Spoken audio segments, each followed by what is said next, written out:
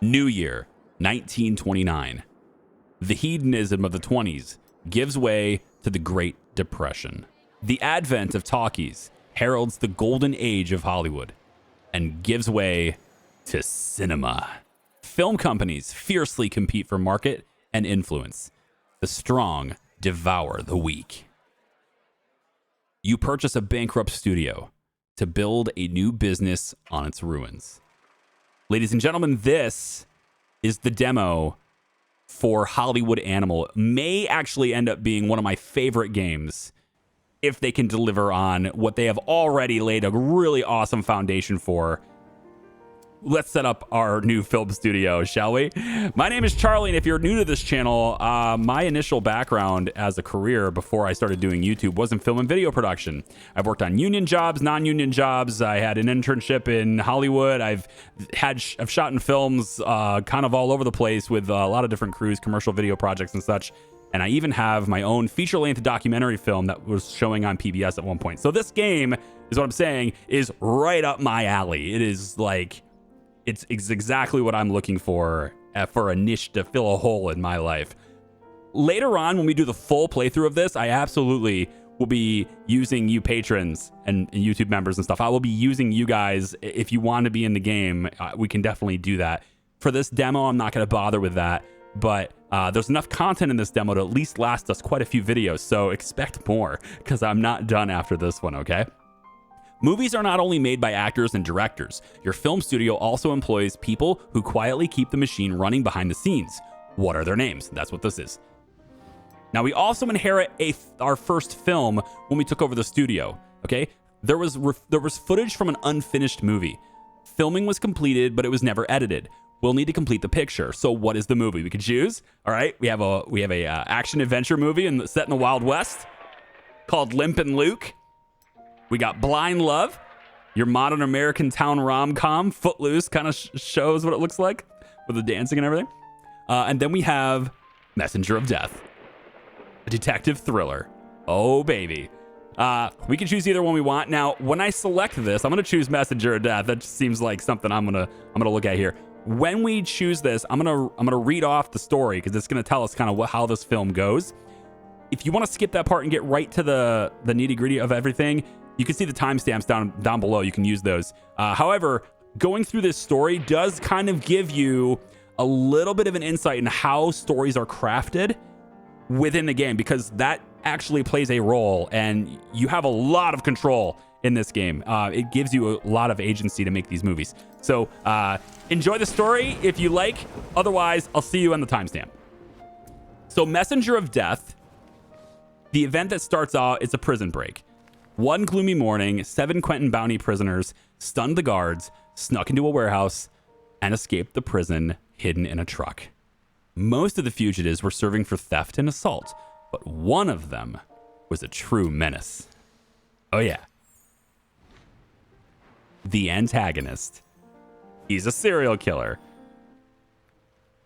The prisoner's name is Nick Crow, but the papers all called him the Courier. He brought flowers to young women and then killed them. After 5 murders, the police captured the courier on a lucky break, but they were never able to determine his motives. The maniac's first victim was his own fiancée, but the choices of the rest of the girls seemed random. The very next day after the escape, the courier had already returned to his old ways. Dressed like a messenger, he delivered flowers to young Rita Peterson, then stabbed her to death.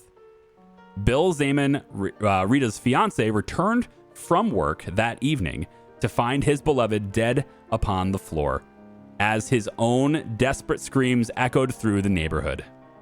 So Edward Peterson is who is playing Nick Crow.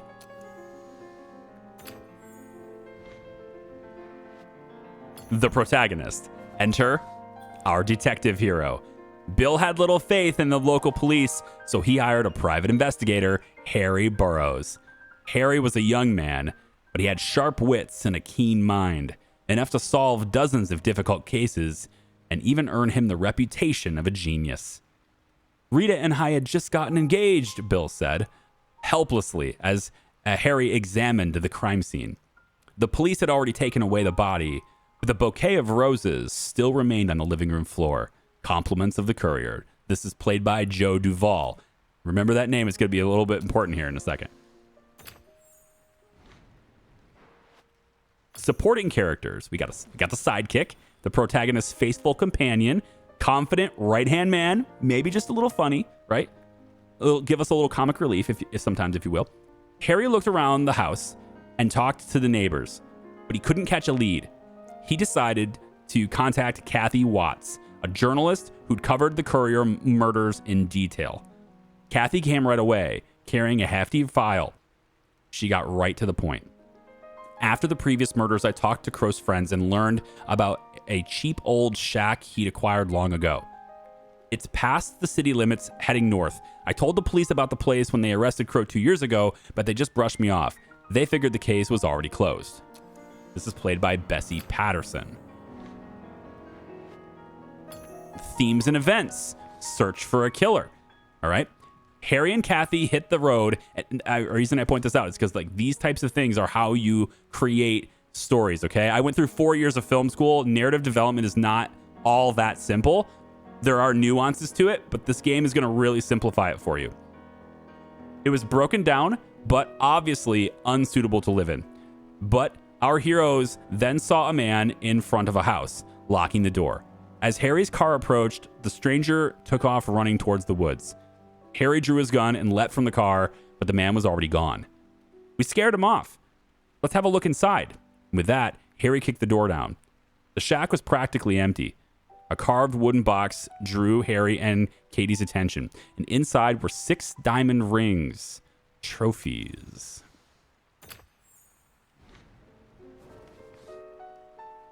Rita Peterson was recently engaged, and the courier was engaged in his first victim. Was engaged to his first victim. What about the rest of the girls? Harry asked.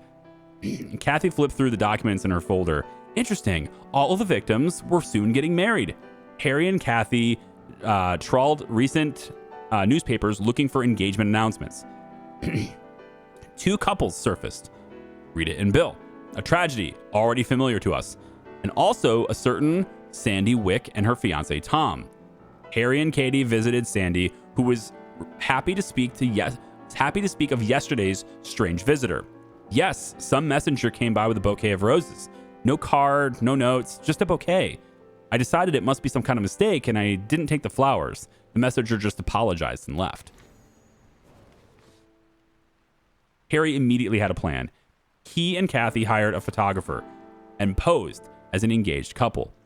They made sure that Harry's rented yellow brick house, the only one in the area. They made sure to capture Harry's rented brick house, the only one in the area. They advertised their engagement in the newspaper morning's edition and paid an extra $10 to have the photo printed beside the article. At noon the next day, there was a knock on the door. Kathy opened it, and there stood Nick Crow, the courier, smiling nervously in the doorway with a bouquet of roses. This is from a secret admirer. Kathy feigned delight, took the bouquet, and ran to put it in a vase, leaving the door wide open. The courier stepped into the house, pulled out his knife, raised it, and then felt a pistol at his temple. Harry's pistol. The finale. The antagonist gets punished. Evil receives its just reward. The courier grew wild. You don't understand. 2 years ago, I was supposed to marry my dear Rachel when suddenly she starts receiving anonymous bouquets. I became jealous. She just laughed and accepted all the flowers, no matter how many and how secret they might be. 1 week later, I caught her in some jerk's car. All these animals are all the same. First, they say it's only flowers, and then they break your heart. They deserve to be punished. The courier won't be delivering any more flowers. This time, he was sentenced to the electric chair. Harry added another win to his list of cases, and Kathy wrote a book about the courier. She called it The Messenger of Death.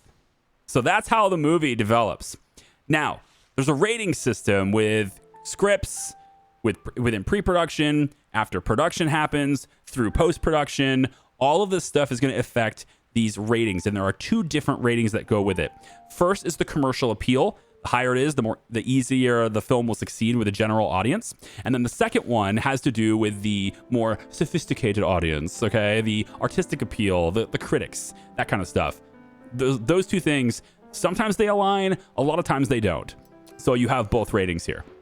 So a film's commercial and artistic appeal may change after each stage of development. The screenwriter, Maurice Fox, loves to write detective stories. Thanks to his experience and talent, the investigation turned out to be suspenseful and intriguing.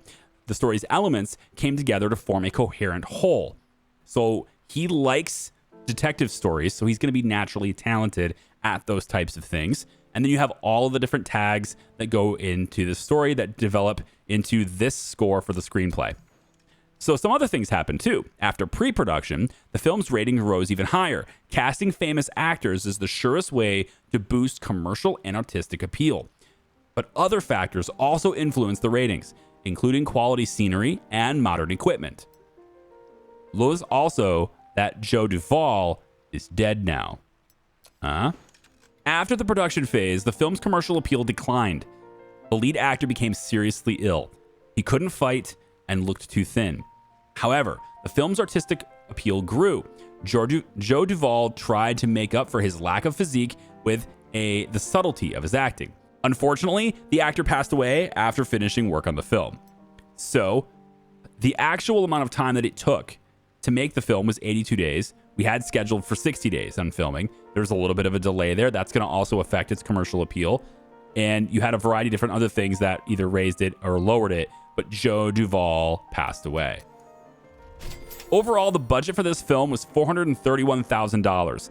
That's how much the studio had spent on the picture. This isn't the final budget, but, this is up to post-production.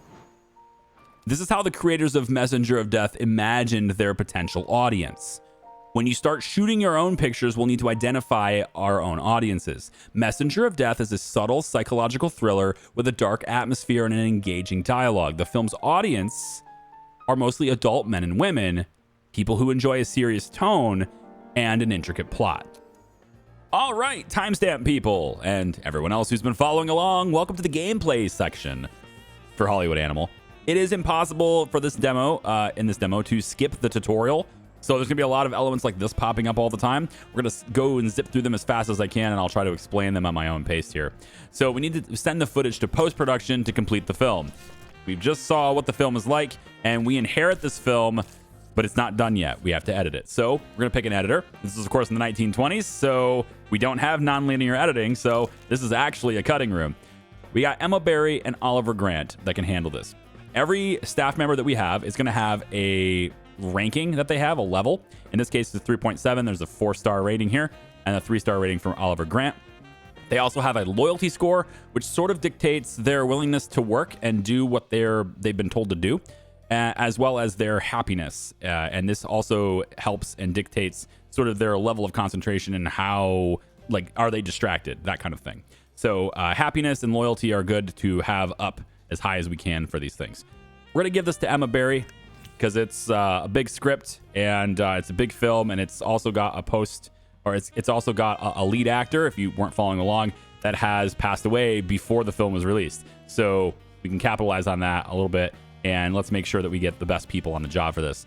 Louis Murphy, who's a racist. Hey, this is a thing that happens in the 1920s. It happens today too, but it's a lot more common to happen in the 1920s. We don't have any people of color or anything in this motion picture, so that's not going to be a problem by putting him on this. Film development, we're going to go with just the Web Cine. It's fine.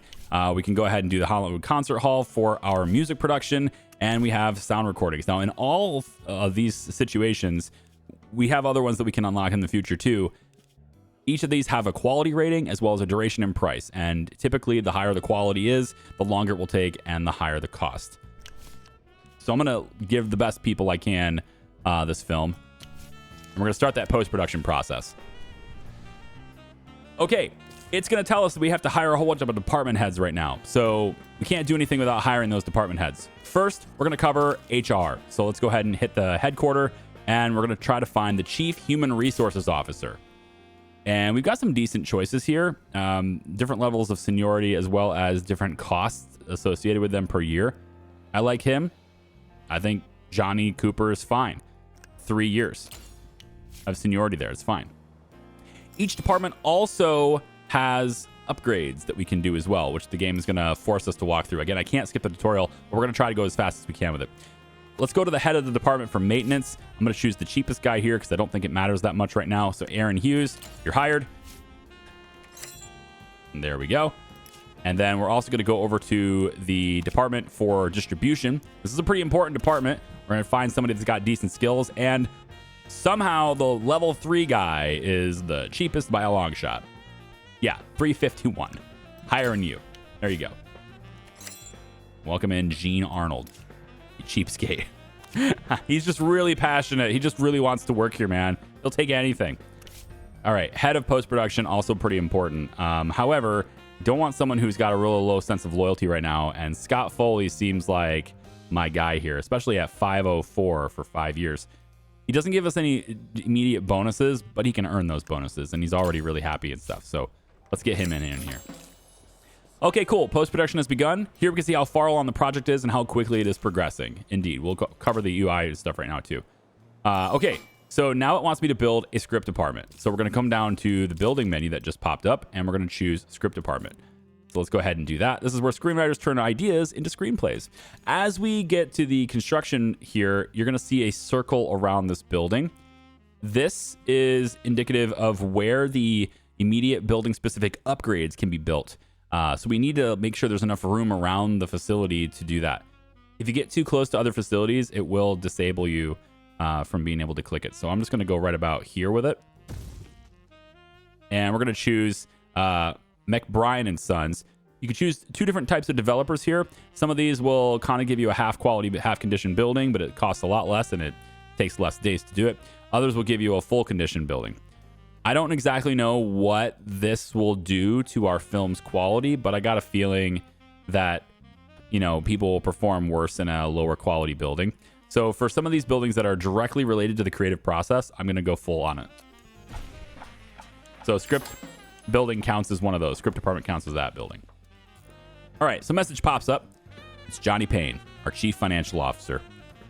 He says, I got divorced a couple years ago. I figured I was out of chances until I met Gilda. We spent all our time together. We can't get enough of each other.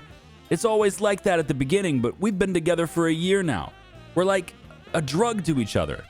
I feel guilty even mentioning it, but when Gilda visits me at work, I absolutely cannot concentrate. She enraptures me. Yesterday, I nearly made a mistake in the paperwork that could have cost the studio a lot of money. Please, do me a favor. Help me fight this addiction. Let's introduce some kind of access control so Gilda can't just walk into my office. Yes, my heart will be broken like any drug addict, but I'd really hate to hurt your business and ruin my career. So this is basically like enforcing at a security level a separation of personal and business life for him, for that balance. He's requesting we do it. Now, again, you can see loyalty and happiness are both affected by these choices, and we can choose whichever one we like. We currently have 54 loyalty out of him and 39 happiness. So we could drop his happiness a little lower, but you know, it'll raise his loyalty up too. So maybe he can focus and concentrate and get his job done, but it won't necessarily be great work. You know what I mean? So I think I'm going to go ahead and just honor his request. It is his request, so we're going to do that. Controlling access, we got to fight our addictions. So there you go. All right, Messenger of Death is complete. At least this part of the process is. Post-production is. And in total, the film has incurred $467,000 worth of expenses. Now, our ratings on both our commercial viability as well as our artistic scores are going down. And that is simply because we have a low-level employees and technology at our new studio. So they had better people before. We don't have as good of people as they did. So what was a 7.5 and a 9 is now being rated at a 7.2 and an 8.5. Still pretty good compared to the stuff we're about to make. So it's still going to be a great film, and we should be able to make a lot of money on it at those scores. We're going to pick a poster. I don't believe this has any impact whatsoever on the sales for our film. It's just the way it looks for us. So let's go ahead and move on to distribution. Now, the first film, this is going to be covered for us. We have no control over where things are positioned or how it's advertised to an extent. But later on, we're going to have a lot more control over this. So right now it says the release calendar displays all the films being shown across America for the foreseeable future. We're going to place our film in a position where it can succeed. And that means in a place where people are hungry for that kind of film, as well as there's very little competition or no competition at all. That way, when people are coming for a movie, they're looking for a movie, and it's going to be ours. Like, ours is the obvious choice at that point. The studio's previous owners already chose a release date for the film, so we'll be able to choose it for the next film ourselves. In addition to that, we also have a weekly screening schedule. Now, we own 91 cinemas. We bought a whole, not just the studio, but the whole network. So we have 91 cinemas. We can run our films in our own cinemas for free, but that's not going to be enough to reach a worldwide audience. So we also have to rent other theaters if we want solid box office receipts. So you can see right here that we can show it 3,185 times in our own cinemas, and it doesn't cost us anything, but we're also paying for 4,000 screenings in other cinemas worldwide all on the same time, and that is costing us $73,000. All right, so a pretty expensive thing there. The plans for this, though, are already put in for us because they already prepaid for this. So we have a 4-week screening time that we everything works by 4 weeks for this. So we're going to run for 4 weeks. And again, we can adjust this on a per week basis if we think there's going to usually views, like people coming to the theater. Usually it'll kind of scale down at the longer it's been in there, right? People have already seen it. But every once in a while, you'll get a film, especially if it's something happens. Like you might release a film and then an event could happen. And by the way, I've never experienced this in the demo. I'm going with you guys on this by myself here, so I don't know if this will actually happen.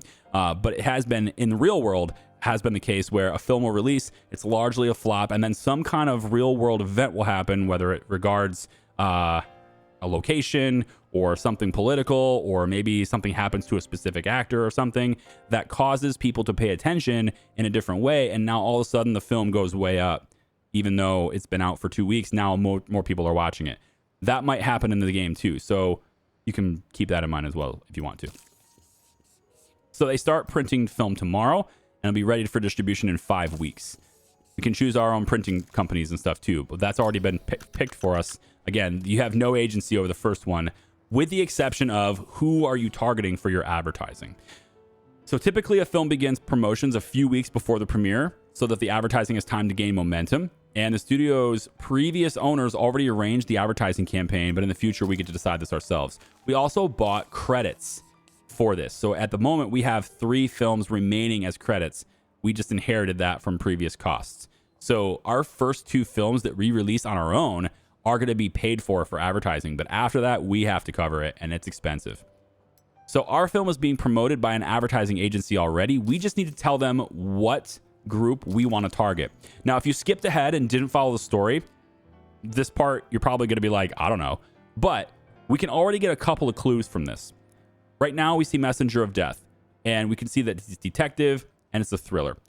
Normally we'd have a button right here that lets us see the intricate details of our own film, but since we didn't make this, we don't get that. What we know, though, from the story that we already experienced in the beginning of this video is that this is catered for adults. It's not a film that's going to do well with the whole family. It's not a family feel-good movie, but it's also not something that's tailored as specifically a guy film, okay? So for the 1920s and stuff, you have basically movies that are made for men, movies that are made for the whole family, or movies that are catered for adults. Men and women can go to them together, all right? There's not really movies that are catered specifically only to women. It didn't really happen back then. Not very often. So we're going to go for adults. A movie for viewers that are over 25 years old is what we're going to be catering this towards. And we're going to let that run from there. All right. Coming soon is what it says. There you go. Audience will soon be watching our first film. Good luck. All right. So we got that. It's sent off to distribution. They're going to take 5 weeks to print this thing. So it's not actually running in theaters yet, but it will be after everything gets printed and we can distribute it to the theaters. In my opinion, Gene Arnold, head of distribution, says, Messenger of Death is destined to become a hit, a farewell film by a young star. Remember, in case you skipped ahead, our protagonist died before this film was released. The story has a soul, but it will all go to waste unless it's released at the right moment. The studio's former owners were mindful of these things. They scheduled production carefully and also chose a good window for releasing their films, right when the public was hungry and there was practically no competition. There you go. But when the old studio closed its doors, those parasites from Margit's Pictures decided that Messenger of Death would never see the light of day. Now, I don't know who was pulling their strings, but they convinced all the theater owners to give them our slots. And the film that they're going to release instead doesn't even have a title yet, but you know what kind of slop that they are going to serve for their audience. Probably something like Yesterday's Fart or Wet Armpits. The truth is on our side. We have all the documents, but a court battle would be long and pointless. We'll miss the moment and no compensation will cover that. So instead, I suggest that we use all of our connections and all of our influence and remind the theater owners that our agreements have to be honored. So this introduces a new currency. We have influence points, and we can spend those influence points to kind of move things along in our way. You can think of it like favors, if you will, too. Like, we have good clout, we've earned a lot of influence, and we have a little bit of weight behind what we want. And so we can spend that. We start with 100. Immediately, we're going to use 50 of it. So practically, we start with 50. And we can use that in various different situations to, again, move the world along in the direction we want to go. Okay, cool. So it's not going to let me build any other buildings yet, but I do want to build them as soon as possible. And I really do hope, and I got to imagine the full game in the future, it is going to let me skip a lot of the tutorial-y stuff, and it's going to let me build buildings when I want to. I would hope. I mean, I have to believe it will, but for now, we can't do that yet. Aaron Hughes is our head of maintenance. The construction on the script department is going according to plan so far. There's a small snag. According to the architect's vision, a large red leaf maple should be the center decorative element.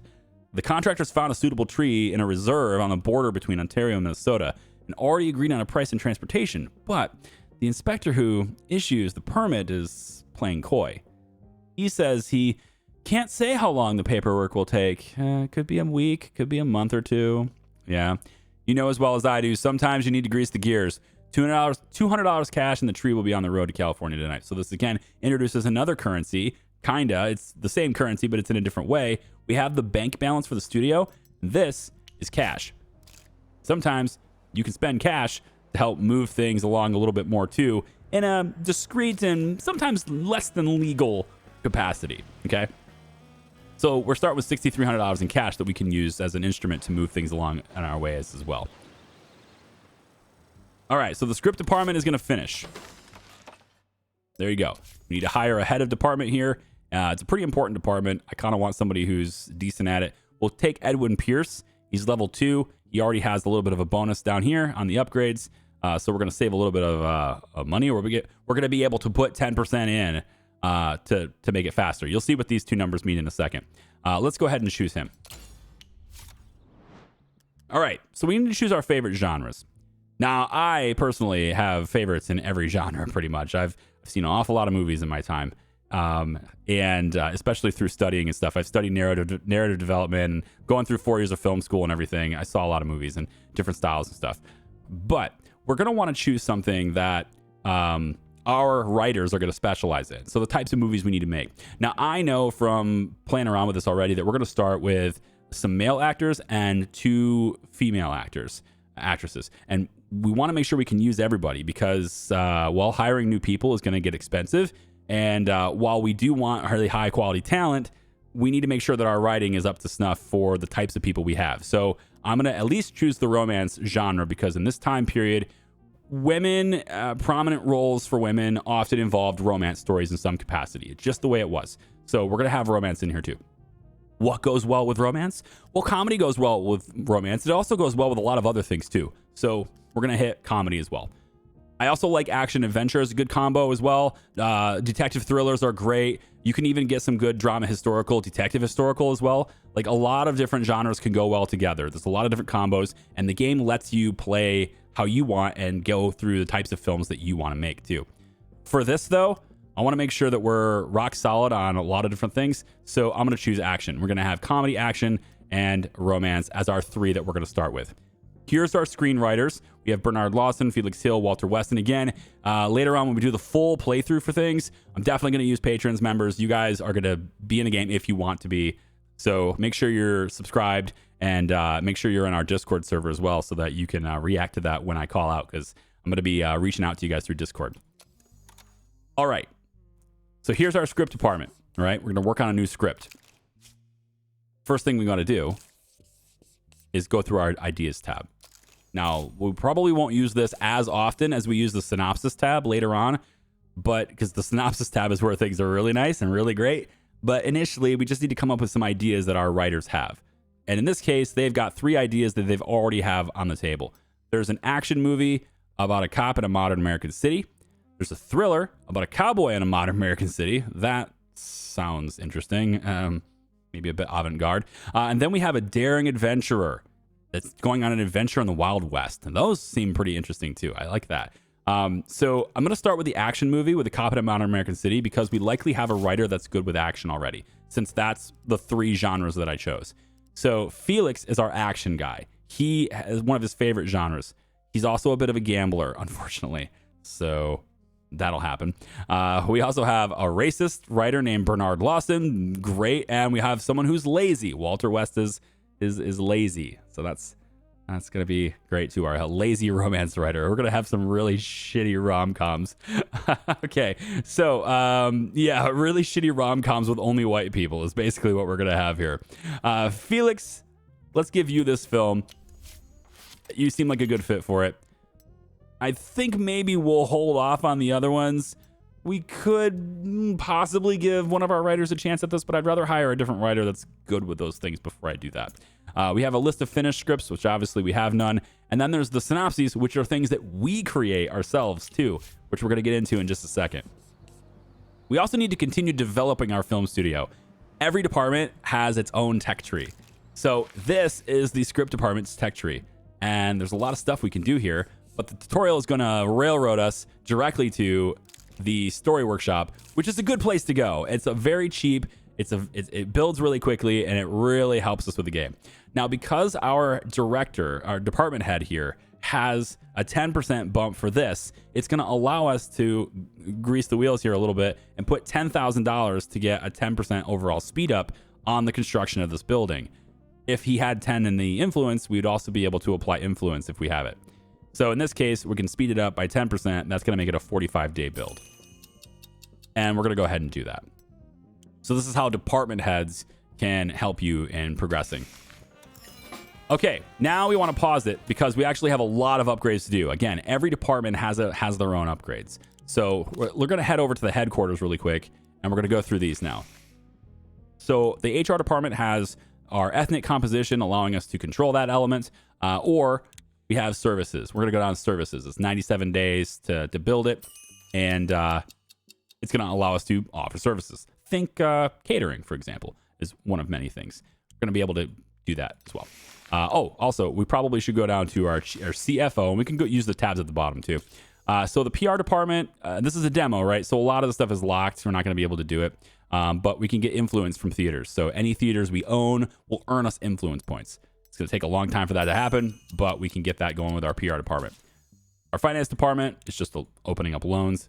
I have to wait a little bit for it to actually work here. And then the legal department gives us mid-level legal protection in case we get sued for any reason. There are some events out there that could potentially cause us complications, so we want to have some kind of legal protection if we can. All right, maintenance department. We can also get these guys going on things. Now, power plant and water tower are pretty good for cost savings measures to have our own power plant, have our own water tower, but they're pretty expensive to maintain, and so you kind of have to scale up your operation before they actually start helping you. The good news is, though, if you try this, it's like 1,500 days to do this thing, 1,200 days to do this thing. So it takes a long time. And because it takes a long time, you have time to ramp up everything before they're ready anyway. We're going to go down medium landscaping because it's super cheap and fast, and it can just make everybody happier by having a nice, more beautiful place to work. So we're going to go ahead and do that. All right. Next, 2 very important things. We have our distribution department. We can go down to printing office, could save us money on printing our own films instead of having to hire out. Or we have our marketing and outreach. I'm going to go down this one first. It's 300 days. Printing office takes a lot longer to do. So we're going to go down marketing and outreach first. And I am going to grease the wheels a little bit here and go 270 days on that. Next, a very important department. This is our post-production department. We can go several different angles here. I do like the idea of professional post-production facilities because it's going to help us get 2 times the experience for completing movies and participating in post-production. So directors, editors, and composers will all receive twice as much of experience, but it takes a very long time for this to finish. And we could be using our own facilities in the meantime. Film labs, great for developing our own films. Sound studios, we can have our own sound recording, although this is a low quality facility. So hiring out is still going to give us better results, but this is very cheap to use our own. So if we have, let's say, a really cheap movie that we just don't want to put a whole lot of money into, but we think it could be profitable anyway, we could send it to this sound studio instead. I'm going to go ahead and get that one. We also have a concert hall. It takes a lot longer to build, but again, getting our own musical scores. And if we improve these facilities even further, we can then get superior concert hall and orchestral recording setups, which is really great. Superior sound studios and fast tracks. Very nice that way. And then, of course, improved development and fast development as well for the film labs. So we can do it better and then also do it faster. So I'm going to go down sound studio just so it gives us a mechanism for cost savings in the event that we need it. It's 300 days away. We'll let that go. The next thing the game wants me to do is build a production department and a pre-production department. Very important buildings as well, pre-production especially. So pre-production is going to allow us to handpick actors and directors and select sets and tech and all sorts of other things that are going to set up the production of the film. We need to source all the things that are going to be involved in this film. This building also has a huge area to build in, and I'm going to place this, I think, right in the back, way over here, just to kind of get out of the way for other things. We're going to go right back here. There we go. All right. He's going to automatically build the roads and everything all the way out to this point. Next, production department. And this one here also, we have these expandabilities. All these different buildings here are the types of things that you would put in the radius of these things. So we have production building here, and we also are going to be getting sound stages. So for this building, I'm going to place it, I think, right back here like so. And again, we're going to use McBrain and Sons because I want high quality buildings here for these things. Okay, we can go ahead and do this. There's also a couple of other buildings that we're going to want to get as well, if it lets me. One of them is security, because we can't have crazies coming onto the set and disrupting our actors and stuff, right? And if something happens between people or we have disputes or whatever, we want to make sure that we have some security personnel to take care of that. So we're going to go ahead and get security on this as well. And then the final building I'd like to build before I'm done chatterboxing here. I mean, I guess I could do the producers' offices as well, but I'd really like to get engineering. Revolutionize your filmmaking technologies. Another very important thing to have. I'm really hoping it fits here. I was looking at this spot and I was like, I want this. Yeah, there we go. Right there. All right. I'm just going to use the high quality. We have $23 million. So I'm just going to use high quality buildings and stuff here too. Okay, so we're letting it run. We got 55 days left on that script and another 23 days on that building there too. Messenger of Death is ready for its premiere. We can add a tagline, but I don't believe this has any impact on whether or not the film is successful or not. So I'm just going to say rip. And let's release the film. Now, again, we didn't get to choose anything about the schedule or advertising or anything like that, but we did choose who we target with that advertising. The KinoMark rating system measures audience reviews on the day of the premiere. If we're sure that we released a quality film, but the people aren't appreciating it, it's probably that we lured the wrong audience into the theaters. So a good KinoMark score if you have a bad KinoMark score, it doesn't necessarily mean you targeted the wrong people. It could also mean that your movie is just crap. Okay, but if you have a really good movie and you have a low KinoMark score, chances are you targeted the wrong people, is what it's saying. We have a lot of different reviews here from all the various different places. The 5-star review guy is apparently wearing a tinfoil hat. Yeah, could it be just a coincidence that he died right before the film came out? Anyway, Messenger of Death. Everybody gets experience. And our total spend on this production is $493,000. At least not our total spend. It's what's already been spent on this film from previously as well. So $493,900 is the total. Will it make more than that in the box office? Let's find out. It is already out for distribution and people are buying tickets right now. Roy Spencer, one of our producers, who happens to be a gambler, wants nothing more than to even the scales and win back everything that he lost during his previous attempts, to win back everything that he lost during his previous attempts, to win back everything that he lost, all right? On and on and on it goes. I borrowed a little money from some people. They seemed like good guys. They had honest eyes. I'm a great judge of people. But now some annoying jerk is following me around everywhere demanding that I pay off the debt. I'd return the whole amount today, but I need a little, time to recoup. You know what I mean? Huh? You know what they say? You might be strong, but the cards are always stronger. That's all nonsense, by the way. I'll show the cards who's boss. So can you give me a couple months while I sort this mess out? Yeah, all right, sure, buddy. That's going to make him happier, right? So his happiness goes up, and when he comes back, if he comes back, he'll be a happier guy as a result. Now, that gets rid of one of my producers. So I probably do want to buy... probably do want to build the producers' offices. We're going to stick the producers' offices right back here behind the security office. We're going to go right about there. Right behind the security office is fine with me. All right, then. So, pre-production office is getting done. Construction is complete. Excellent. Handpick actors, directors, and sets. Let's get a production head. And I don't think I need someone with 10% on influence here, but I would really like someone with 10%. So I'm going to take this guy here because I get that 10% bump. He is absolutely more expensive, but over 4 years, it's not that big of a deal.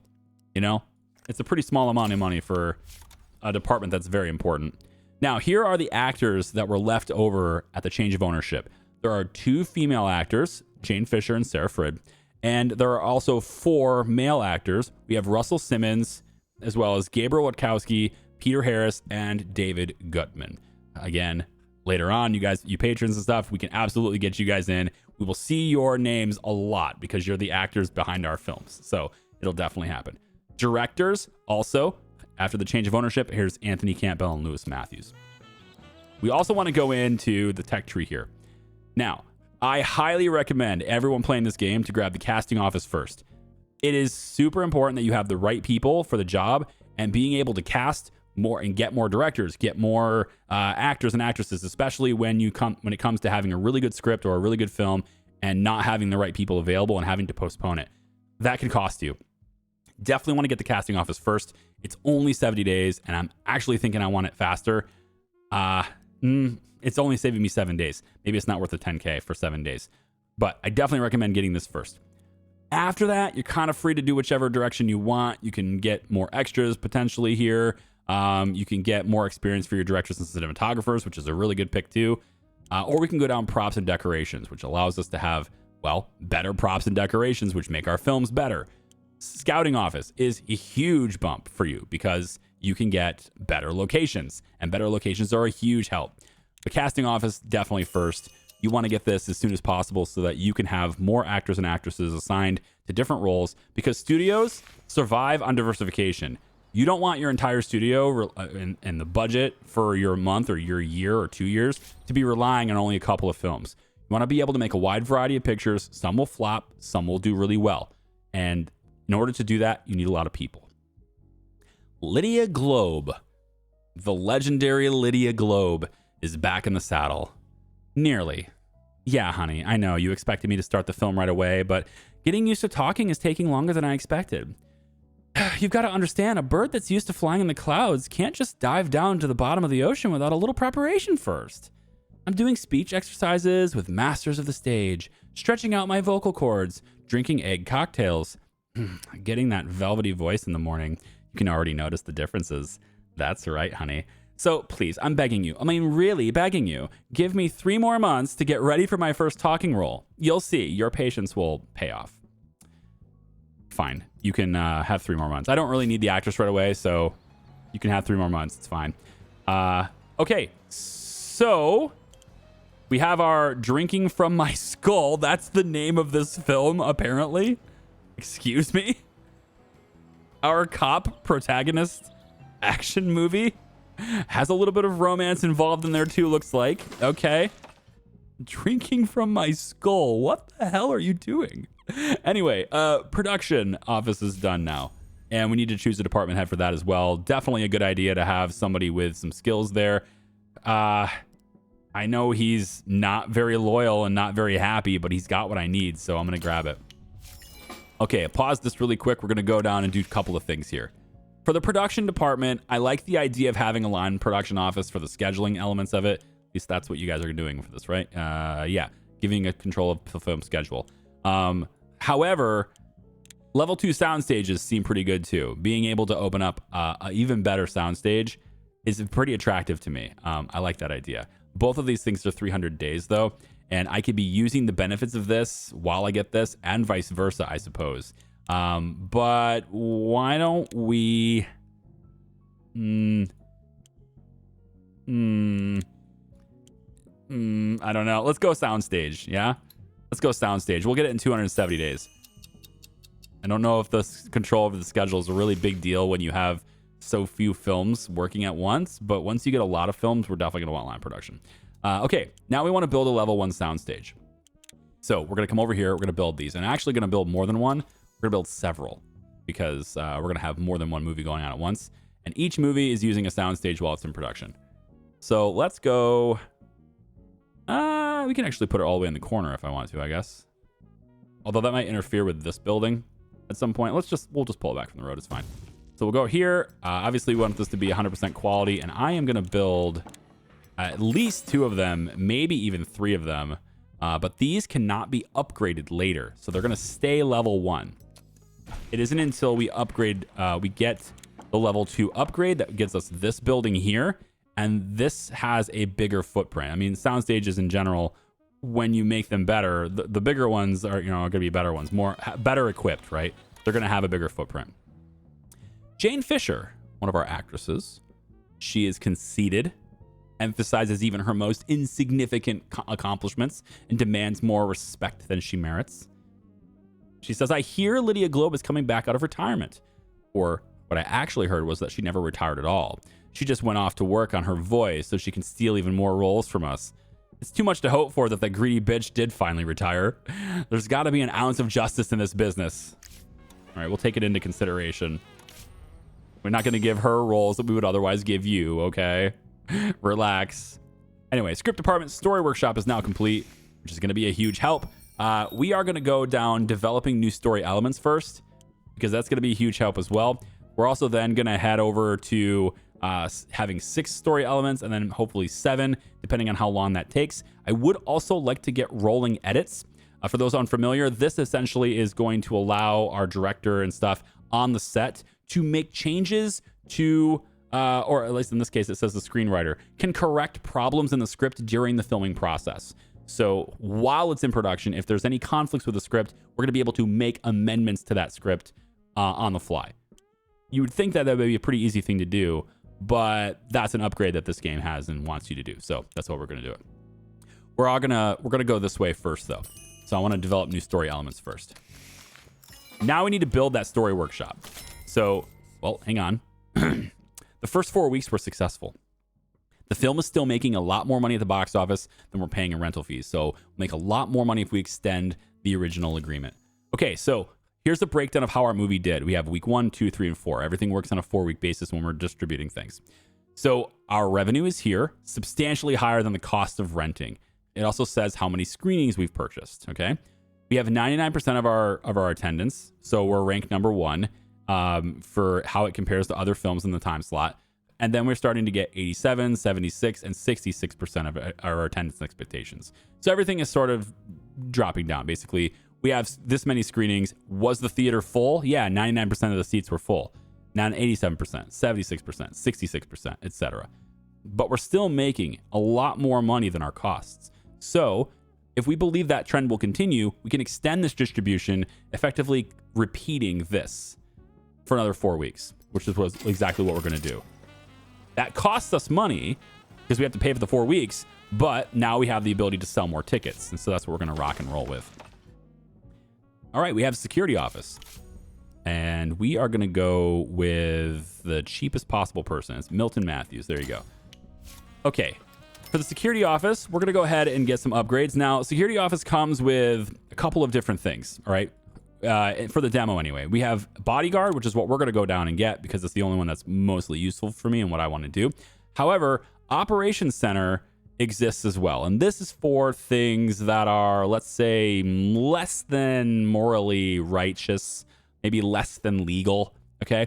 These are for operations that help us get our way, but a bit more discreetly, covert stuff. Things like keeping secrets, or abductions, or contract killings. Yeah, that kind of stuff.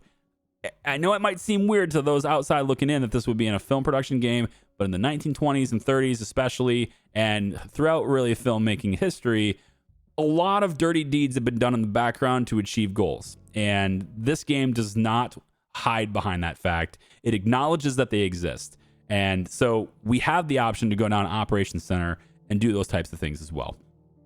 I'm going to go down Bodyguard because I think I can use this more practically. And let's go ahead and grease the wheels a little bit there and get that sooner. All right. So let's time accelerate here just a little bit more until we can get some of our stuff done. There are a lot of stuff going to finish at the same time here. And the first thing to finish now is going to be our engineering department. We're revolutionaries of our filmmaking technologies, right? Great. Let's get somebody. I really wish your 20% was over here. Oh, I really wish your 20% was over here. I don't want this guy because he's just so mad. He's just so angry. Fine, Wilbur, I'll take you here. All right, so first thing I want to do with the engineering department is two things. First, let's do the tech. Right away, we're going to go technology invention, allowing us to invent our own technologies. Great stuff, except it's going to take 1,200 days to happen. I don't really want to spend influence on this, but I could cut that down to 20% by spending 20 more influence on this. But I might need that for other things later that are a bit more important. So I'm going to not do that and just have 1,200. But this is just inventing technologies. We can improve existing technologies with this building as well. So if I click this building, we can go through technology management. This is going to give us an image tab as well as a sound tab. And with this, we can improve existing technologies. We have to choose one or the other, image or sound. Now, in this time period, technology for filmmaking, it was pretty much acceptable to have a shitty looking picture. That's just the way things were. And right now we're shooting all on 35 millimeter. We've got mono sound, all those types of things. What we can do though is improve one of these things. Like I can improve, let's say, the quality, the practicability. I can never say this word. The practicality, there it is, and the economy of things. You know, how cheap the stuff is and how expensive it is. We also have the Doppler practicality and economy for our Doppler here too. So why don't we go ahead? Honestly, speakers and stuff weren't that great either in this time period, so I think it's probably better for the picture. So let's go down the picture for this time period. So developed in 1927, right? Now there's two ways to approach this. We can go up with quality, practicality, there's that word, and economy. But it's going to take us 600 days to improve these things. But here's the thing. If you only do one of them, it's 200 days. If you do two of them, it's an extra 200 days. And if you do three of them, it's, guess what, an extra 200 days. So the better way to approach this is to do one at a time. You do one at a time, you get your 200 days. Now you have a better quality picture. Now you can use that better quality picture while you spend 200 more days improving the next thing. And then you can use the benefits of that while you do the next thing. So I think it's better to do it one at a time. Quality is what we're going to do first. Let's get that up. And while we're doing that, we can't do anything with this. Okay? So now we're going to improve our picture quality a little bit as well, which I think is going to be a really nice idea to have our stuff just looking better. Let's real quick take a second to go to the script department again. We're going to go to ideas. We're going to see if we have any other new ideas here. Adventure, thrillers. Yeah, things are just, they're not great, for what we have for writers. I'd like to get my own thing. And for that, we need to build our story workshop. So let's go to the story workshop here, start construction, and let's put this building right here on the edge of the street like this. And we're going to start construction on that. So in 40 days, we're going to be able to develop our own stories. We don't need to just go with these random ideas that our writers have. And I can also go ahead and just destroy these ideas and say those are crap ideas. We don't like those. Although I do like the idea of maybe this adventure in the Wild West. That's an option. And once we get our casting department up, well, that's the soundstage. Once we get our casting department up, we'll be able to get new writers for those types of ideas too, which is nice. Do we already have a soundstage? I don't remember. We're going to go soundstage 1 with this one. Ah, okay. They finished at the exact same time. That's right. Cool. This one's going to be soundstage 2. So we have 1 and we have 2. Perfect. Drink from My Skull is about to finish. It's the script's about to be done. And apparently it's not bad. I don't know how that is. Okay. Drink from My Skull. It's a detective romance adventure action movie set in a modern American city. It's about a cop who's chasing down a serial killer. He apparently has some strict parents. Okay. And in the end, the antagonist repents. He realizes the error of his ways and sincerely regrets what he's done. I'm just going to imagine that the strict parent is the serial killer who has been wrong. I have no idea. Anyway, let's start that project. So we're going to sit down at the table and we're going to figure out how to make Drink from My Skull. Now, these are places where events and film take place, all these types of things. I'm going to explain all these things, so let's just whip through this stuff. There we go. Okay, so first we need a cinematographer. If you're not familiar with all these terminologies, I'll try to explain them as we go, as we move through the game. A cinematographer is essentially, this is the person that's responsible for how the picture looks on screen. They are responsible for the teams that are centered around the mise en scène, if you will. These, what the set looks like, what the environment looks like, what does the camera see? That's this person. So Thomas Morrison has 3.7 as a skill, and he also has comfort and his abilities to work on location, or 2 out of 4, and as well as filming on sound stages is 2 out of 4. We also have Harry Ray.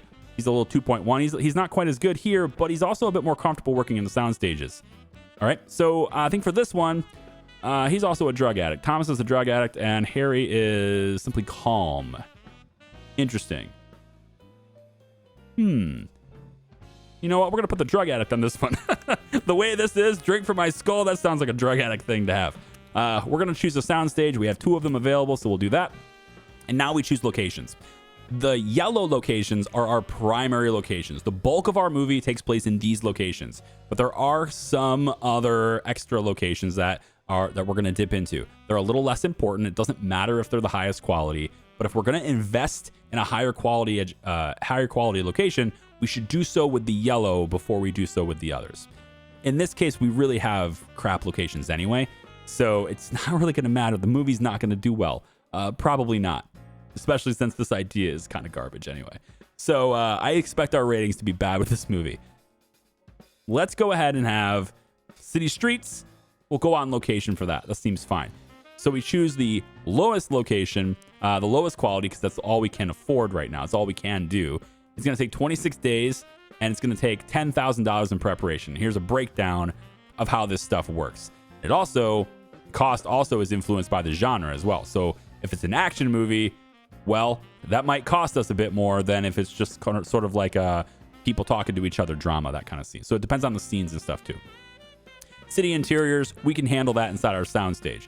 Sound stages are always quicker to shoot in and are always cheaper to shoot in, at least in the game. I don't know whether that's necessarily true in real life, but a lot of times in my own films and stuff that I've done as a student and stuff, it was usually pretty cheap to shoot on location, but that's just mostly because I live in Michigan. We didn't really have to worry about permits all that much.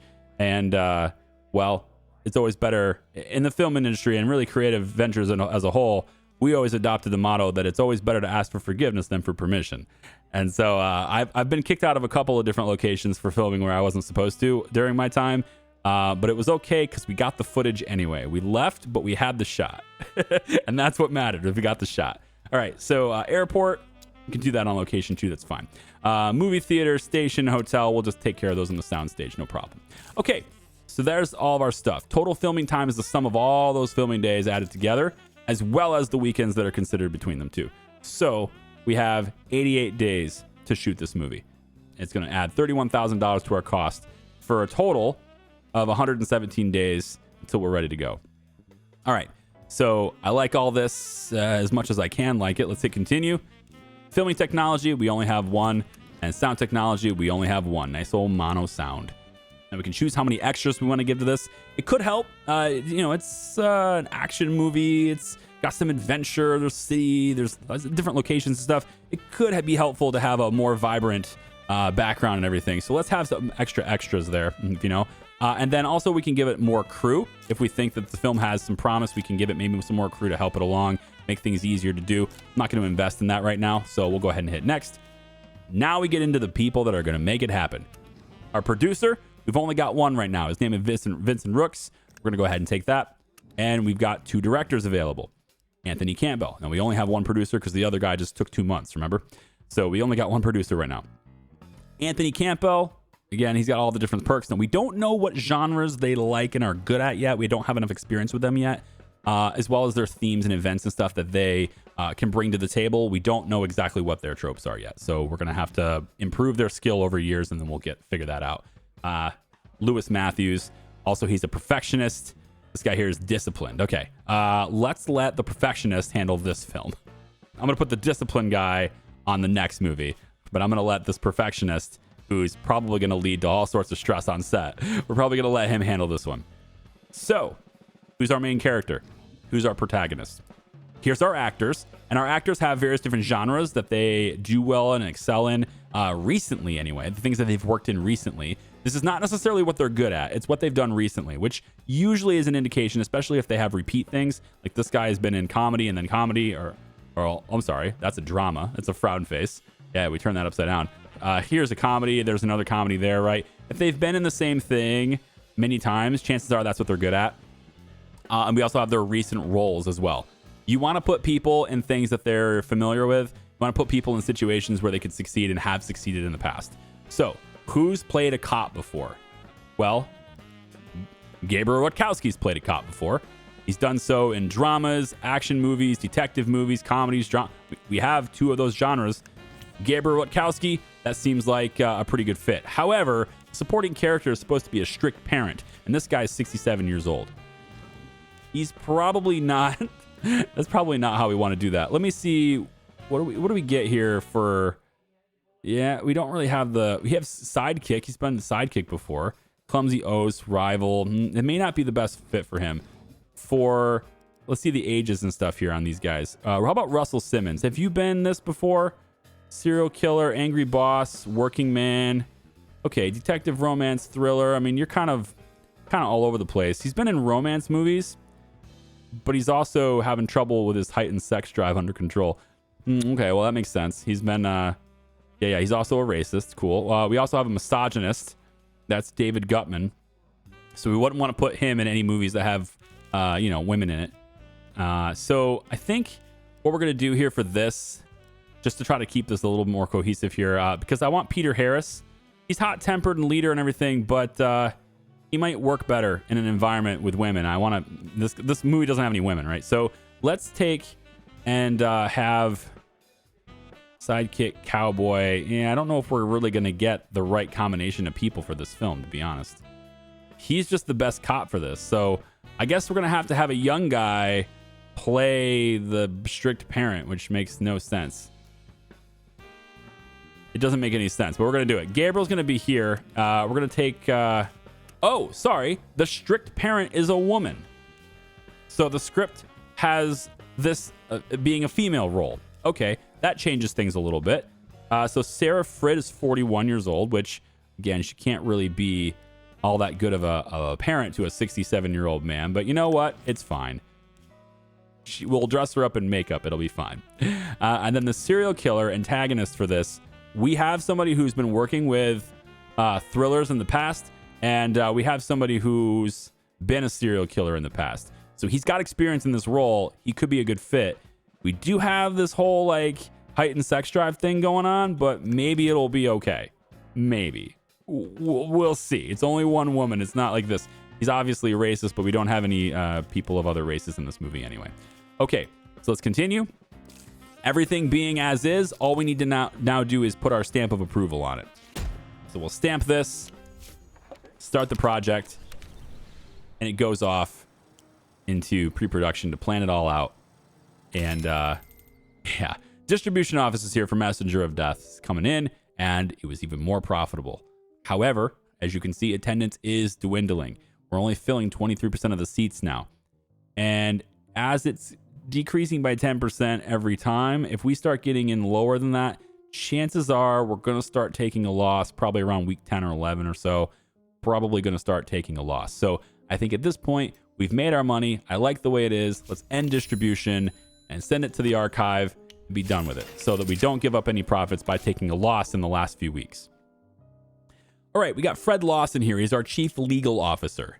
He says, I was poring over the pile of documents we inherited and I came across something rather interesting. It turns out that the previous studio promised the late Joe Duvall 25% of the box office for the film Messenger of Death. It seems this condition was added at the last minute. It was introduced as an amendment to the main contract just a few days before Duvall's death, and no one even warned us about it. Apparently, the Duvall family doesn't even know about it. And what difference should it make to them? Over his 5-year career, the guy starred in 8 hits. His inheritance should be enough for several generations. Not that it ever would anyway, of course. The only people enjoying Duvall's money are his drunk father and 2 aunts. The box office take has been substantial. The percentage we owe him is $799,198. Should we be contacting his relatives and tell them that they can start looking for another beachfront villa? So we have 2 choices to make here. We can say this conversation never happened and you never saw that document, or maybe they'll drink all their money away, but we still have to pay them. So we do the right thing by the contract, or we try to cover it up. Well, this makes things more interesting, doesn't it? Let's try the cover up. This conversation never happened. This is going to give us a secret. Ooh, it's juicy. Now, sometimes we have to cross lines.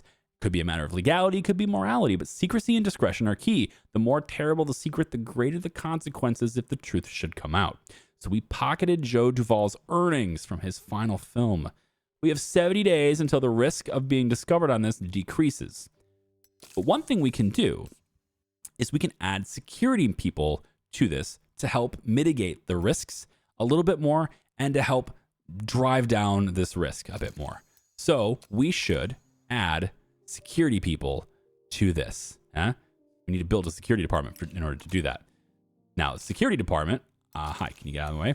Security department is already right over here. We've got this already. Let's hire another security person. And you know what, Calvin Wright, level 3, you seem pretty good. I'm hoping you're pretty good at your job because I'm going to pay you to be pretty good at your job. Okay, Calvin? Let's also get another person. This person's only $66. Wow, why are they so cheap? Kevin Day, you're hired. That's just an extra guy for basically free. I'll take it. Now up here at the top, I do hope they change this icon because a question mark kind of seems more like a help menu, but actually this is where our secrets are. We're going to assign a security officer. We'll put Calvin Wright on this, and you can see his chances here. Now, they haven't really explained these really well, so I don't quote me on what this means, but I think what this is there's an event that happens with these guys, right? And every time the event hits, there's a chances for something to happen. So in this case, there's 26% chance for the event to fail, 56% chance that everything stays as planned, and 18% chance to have a better result than originally anticipated. We're going to put him on this, okay? So the agent's going to be on duty, and he is going to be working to mitigate the risks of being discovered on this secret. That is all he does. His entire job is covering that up. All right, we got a producer's office. We're going to need to hire another producer as well. Let's go ahead and grab Lester Rogers here. He also has a speed up for me, which is good. And we can have 2 projects per producer. That means we only need to hire half the producers. That's great. Let's add $20,000 to give us that even quicker. Okay. Can we please get our own scripts done? Return from vacation, Roy Spencer. Hey, welcome back, dude. We got another producer. All right, our services department is done in the headquarters, so we're going to be able to offer those as long as we build that building. But the rest of that tree is actually locked down, so we're not going to be able to do it there. We're just going to head over to ethnic composition because it doesn't cost us anything, but it's the only thing we can do for this department right now, so that's what we're going to do. Now, I know we're late in this video right now. We're well over an hour probably at this point, but I want to make sure that I get actual story development, custom story development put into the game, or at least put into this video, because it's a huge part of what really makes this attractive to me. So I want to get that building done so we can do that before the end of this video. Medium landscaping is done. We can also do an upscale look, I guess, if we want to. So we'll go ahead and just do that. And we got that rocking. And then we also now have Drink From My Skull. The pre-production is done. I'm sure it's a fantastic film, and we definitely didn't lose any points for having bad people on it. Yeah, it dropped substantially, didn't it?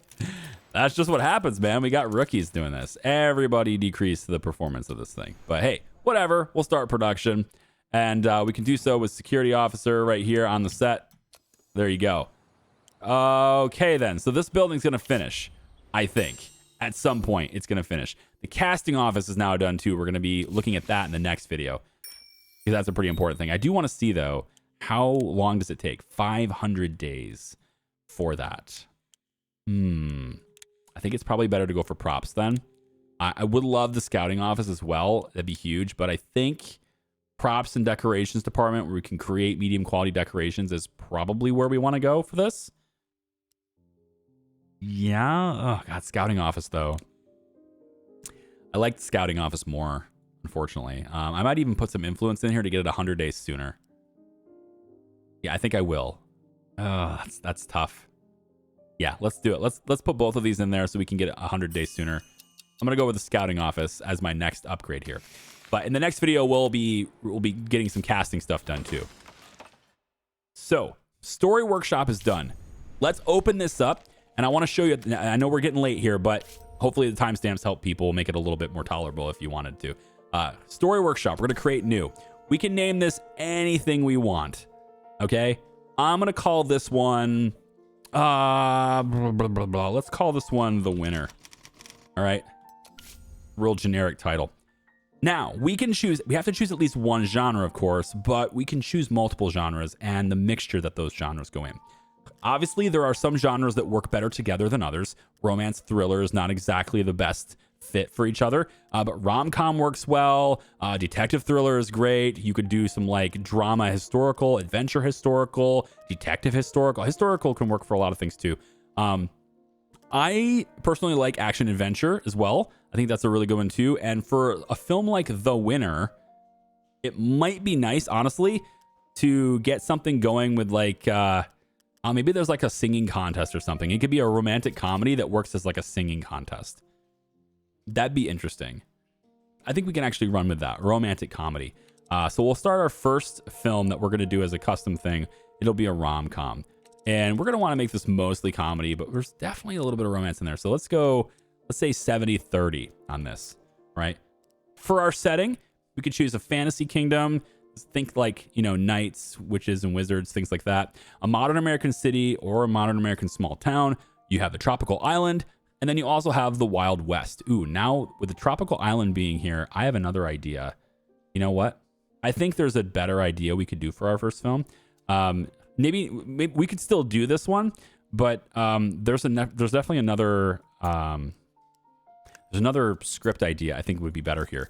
Why don't we switch this to an action adventure movie?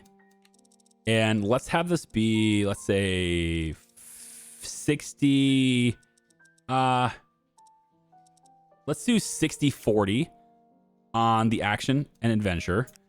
We're going to go for a tropical island, and I'm thinking a pirate movie now. Like, we're going for, like, I think I got this. So our protagonist in this case is going to be, and I can't choose pirates, but I can choose daring adventurer, so that sounds fine. Man or woman, it can be either or. Some of these roles cannot be women. It's just the way it works here. So you can't have a woman cowboy, apparently. You can't have a woman knight. You can't have a clumsy oaf either. That's that way. That's kind of what you would do for a comedy, though. And obviously, some of these roles don't work for everything. You wouldn't necessarily want a pure comedy movie to have a knight necessarily, or a cop. It's not really the type of character that's going to lead to the best success for these types of things. We have the antagonist, which is our actual enemy in this case. And I don't like any of these. As we progress through the game, we will unlock different cards that we can use. That's where expanding the number of cards we have is going to be really good for our research. So we're going to work on that too. But we've got this. I think instead what I'd like to do is go for supporting character and make a rival. This is somebody else who is also trying to find that treasure. And you know what? No, we're going to leave it. I can use both of the men that I have remaining. This is fine. So, daring adventurer, we have a rival. Okay? The theme for this is a treasure hunt. So, we got a treasure hunt right here. We could also choose a different theme or a secondary theme as well, if we'd like to. Maybe, for example, these two get into a shootout. That could work really well, right? And then we have this finale, which is that we find the treasure. All right. Now, we only have 5 cards that we can use, but as we level up, we can get to 6 cards, 7 cards, 8 cards, etc. That's what I'm working on in the research tree. But this movie has all the bones, and I think this is going to work out pretty well. Action adventure 60-40 split. Maybe it might even work better as going like a 65-35 split. But remember, we don't have a writer that specializes in adventure yet. So when we go to select a script writer, we're not going to have someone that's really great at adventure, right? But we do have an action writer, and maybe he'll be all right with it. But our movie is only 35% or so action. So what I can do for now is I can go like this. We can send the synopsis to the archive for now. And what we can do is head over to our casting department in pre-production. I think that's here, right? Oh, we need to build the casting office, right? Casting office, we're going to put right here on the corner, I think. Yeah. And obviously you want to make it as good as possible. So in 32 days, actually, we'll be able to get another writer. So maybe that could be done now. Okay, it's possible we could do that now. So go back to synopsises, hit the writer. We're going to let the action writer try this, see how that goes. Action adventure from a tropical island. We're going to make that work. So he's going to be done with this in 63 days. Okay, good. We also have other adventures here. Daring adventurer, adventure in the West. Okay, that could potentially work as well. But again, we need an adventure writer that's going to be able to do that for us. Okay, so that's how custom scripts work. And you can do as many of these as you want. You can kick them out over and over again. So let's say, for example, I also want to do that rom-com idea. I want to use some of my, and maybe I'm going to call this one, I don't know, Dancing in the Rain. I know, unoriginal as it is. Dancing in the Rain is going to be a rom-com, okay? We're going to choose romantic comedy for this, and it's going to be about, like, say, here. And maybe 60. Oh, we could do 60-40 on this too. It's fine. We're going to base this one in a small American town. Why not? That works. And we're just going to do an eye roll story right here. I'm basically going to recreate Footloose if I can. Let's actually change this up a little bit, though. We'll go with a clumsy oaf. Oh, no. It's going to be a hopeless romantic. Totally hopeless romantic. And you know what? Female lead. I like that. Female lead here. We don't have any antagonists. There's no enemy here. But there is a love interest. So we'll have the love interest in this time period, especially. It's going to be a man. And we could also have either a really strict parent, probably, a mother, although I don't have, no, I do have two women, so it'll work. Maybe it's a mother who is just like, no, you can't go after this guy. He's not good for you, right? That kind of thing.